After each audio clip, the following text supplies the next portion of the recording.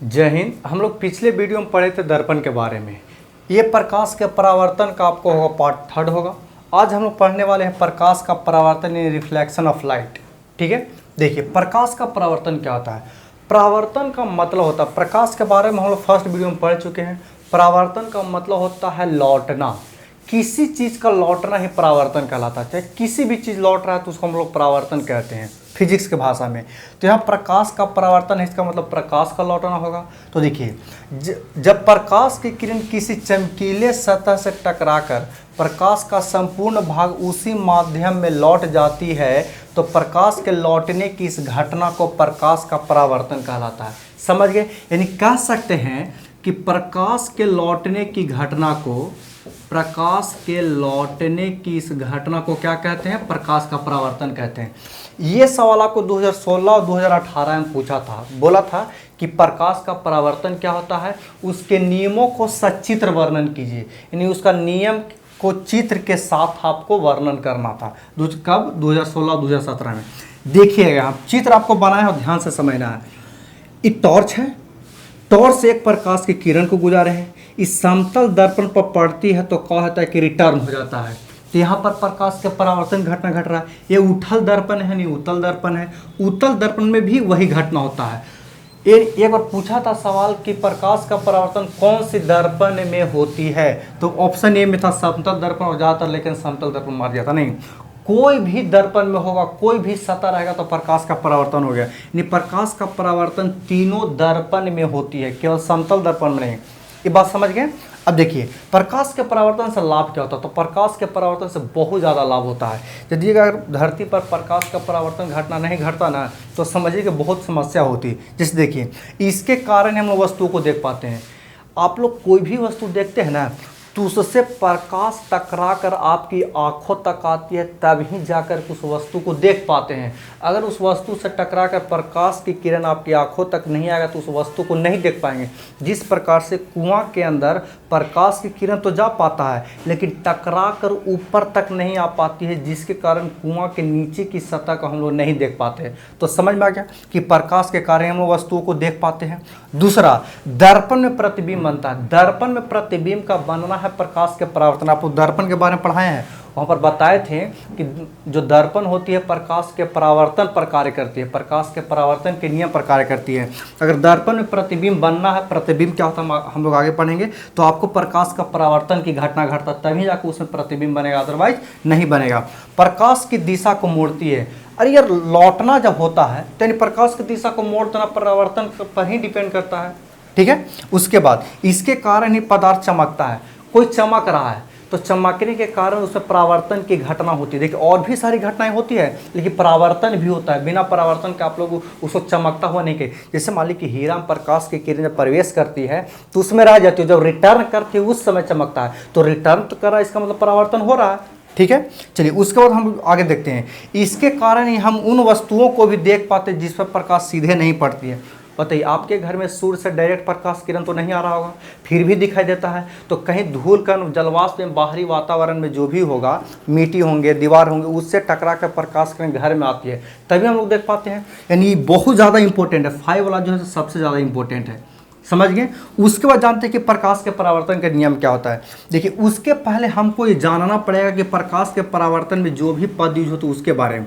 देखिए एक पर टॉर्च से प्रकाश किरण आ रही है तो आने वाली किरण को आपतित किरण कहेंगे। कौन किरण कहेंगे? आपतित किरण। समझ गए? और आपतित किरण कहीं ना कहीं टकरा रहा होगा, तो ये टकरा रहा है उस बिंदुआ को बोलेंगे आपतन बिंदु। ध्यान से इसको समझना है। कौन बिंदु बोलेंगे? आपतन बिंदु। और आपतन बिंदु पर आप लंब डाल दीजिए तो लंब को बोलेंगे अभिलंब। क्या बोलेंगे? अभिलंब। और देखिए जब प्रकाश की किरण आकर टकराई है तो लौटेगी, क्योंकि परावर्तन हो रहा है, तो लौटने वाली को परावर्तित हो गया, रिटर्न हो गया। परावर्तित किरण, इसे कौन सा किरण बोलेंगे? परावर्तित किरण। इस चीज़ को ध्यान रखना है। उसके बाद अभिलंब और आपतित किरण के बीच कोण बन रहा है, उसको बोलते हैं आपतन कोण। आपतित आपतन, आपतन कोण। ये चीज़ समझ गए? उसी प्रकार से अभिलंब और परावर्तित किरण के भी बीच कोण बन रहा है जिसको बोले परावर्तन कोण। क्या बोलते हैं, परावर्तन कोण। अरे इससे परावर्तन के मतलब लौटना है, तो लौटने वाला कोण, लौटने वाली किरण, ये समझ में आ गया।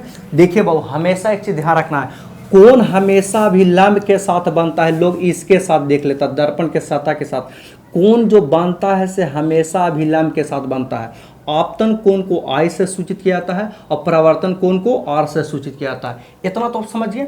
देखिए अब आप आसानी से नियम समझिएगा। इस नियम और प्रकाश के परावर्तन को अभी हमको प्रैक्टिकल दिखाने वाले हैं, ठीक है। देखिए इसके दो नियम होते हैं। एक पूछा था कि प्रकाश के परावर्तन के कितने नियम होते हैं, 2020 में और 2021 में पूछा, तो दो नियम होता है, बस उसका ऑप्शन पूछा था।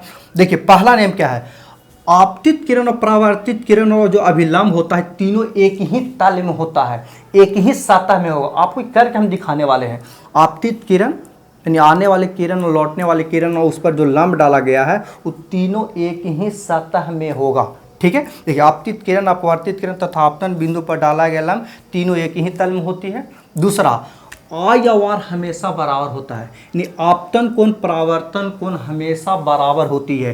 ये भी पूछा था आपको 2017 में ऑब्जेक्टिव में कि प्रकाश के परावर्तन को कौन संतुष्ट करता है, तो आपतन कोण बराबर अपवर्तन कोण, इस तरह से वर्ड कर करके दे दिया था, 2017 में पूछा था। इसका स्क्रीनशॉट लीजिए। फिर आते हैं प्रकाश के परावर्तन के प्रकार। प्रकाश के परावर्तन तीन प्रकार के होते हैं। कौन कौन? नियमित परावर्तन, अनियमित परावर्तन और विसरित परावर्तन। ढंग से इसको समझना। देखिए नियमित, अनियमित और विसरित का मतलब आप समझ गए हैं, तो उसके बाद ऑटोमेटिक आप बता दीजिएगा। जैसे नियमित यानी रेगुलर, कोई जैसे आप लोग क्लास जाते होंगे ट्यूशन या स्कूल में, तो वहाँ कोई बच्चा होता है कि रेगुलर आता है और कोई रहता है कि रेगुलर नहीं आता, अनियमित रहता है। तो देखिए अगर परावर्तन की क्रिया नियमित चमकीले सतह से होगा तो उसको बोलेंगे नियमित परावर्तन, और अगर अनियमित मतलब इधर उधर हो गया तो उसको कहेंगे अनियमित परावर्तन। वैसा परावर्तन जो एक नियमित चमकीले सतह से होती है उसे नियमित परावर्तन कहते हैं। रेगुलर ऑफ रिफ्लेक्शन है, लिख लीजिएगा, ठीक है। जैसे देखिए समतल दर्पण से जो परावर्तन होता है कि जितने भी जिस प्रकार से प्रकाश किरण आएगा लौटेगा भी उसी प्रकार से, यानी रेगुलर हो रहा है, ठीक। उसके बाद हम अनियमित, इरेगुलर। देखिए वैसा परावर्तन जो एक अनियमित चमकीले सतह से होती है उसको अनियमित परावर्तन कहेंगे।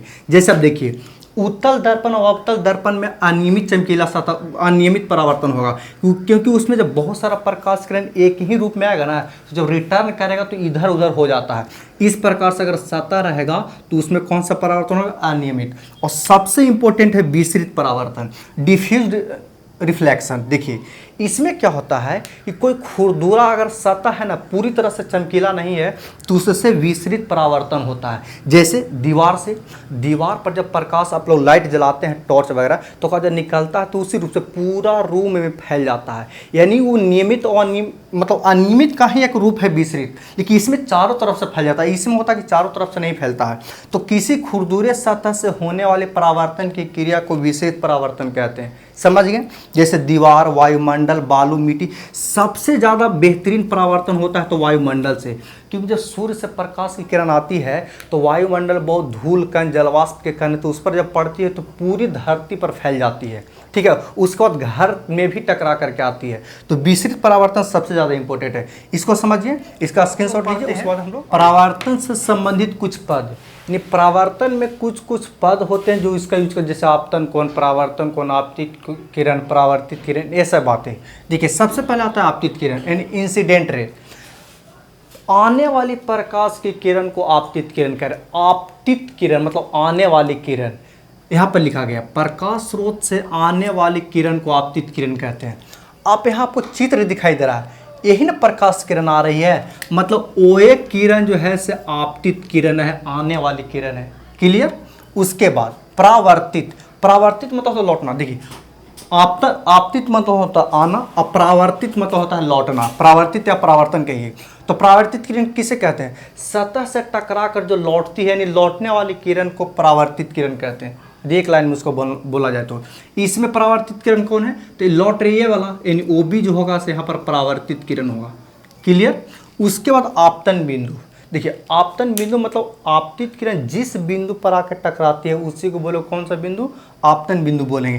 यहाँ देखिए आपतित किरण जो है किस बिंदु पर टकरा रही, ओ पर, तो यहाँ पर जो होगा सो ओ जो होगा से क्या होगा, आपतन बिंदु होगा। क्लियर। उसके बाद अभिलंब, लंब मतलब जहाँ पर लंब डाला जाता है, तो आपतन बिंदु पर जो लंब डाला जाता है उसी को अभिलंब कहते हैं। क्लियर। तो देखिए आपतन बिंदु पर डाला गया लंब को अभिलंब कहते हैं। यहाँ पर जो ON है से अभिलंब है, ठीक समझिए। उसके बाद आपतन कोण, देखिए अभी हम पीछे आपको बताएं कि प्रकाश के परावर्तन के नियम में आपतन कोण और परावर्तन कोण बराबर होता है। पहला नियम आपको बताए थे, आपतित किरण, परावर्तित किरण तथा आपतन बिंदु पर डाला गया लंब तीनों एक ही तल में होती है, मतलब OA, ON और OB एक ही तल में होता है। और दूसरा नियम आपको बताए थे कि आपतन कोण परावर्तन कोण बराबर होता है, मतलब I और R, यानी आपतन कोण कहते किसको, इसमें लेकिन को बहुत कन्फ्यूजन होता है। तो देखिए आपतित किरण और अभिलंब के बीच जो कोण बनता है उसको बोलते हैं आपतन कोण, लेकिन इसको समझ लेता कि ही आपतन कोण, ये कभी भी आपतन कोण नहीं है। समझ में आ गया। अभिलंब और आपतित किरण के बीच जो कोण बनेगा उसको बोलेंगे आपतन कोण, ठीक है। उसके जैसे यहाँ पर देखिए आई जो हो गया OAN, यहाँ पर जो आपतन कोण है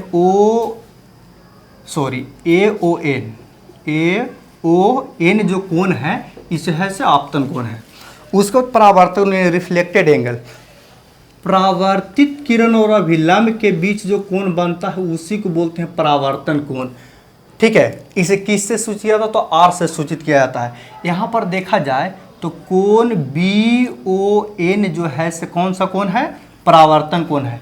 इस बात को हमेशा ध्यान रखना कि कोण हमेशा अभिलंब के साथ बनाना है, ना कि दर्पण के सतह के साथ। इसके सतह के साथ जो कोण बनता है उसको आपतन परावर्तन कोण नहीं कहते हैं। ये चीज़ समझ में आ गया। देखिए एक हम आपसे क्वेश्चन पूछते हैं, इसको थोड़ा सा मिटाते हैं, ये तो समझ गए आप लोग, थोड़ा सा इरेज करते हैं। ये है समतल दर्पण और इस पर एक प्रकाश की किरण लंबवत आ रही है, तो लौटेगी भी लंबवत। तो हमको बताइएगा कि आपतन कोण और परावर्तन कोण का मान कितना होगा। ये सवाल रहा आपको, और इसको आपको कमेंट बॉक्स में दे करके बताना है कि इसका मान कितना आएगा। इसके बाद हम अगले क्लास में पढ़ेंगे आगे। इसका स्क्रीनशॉट लीजिए।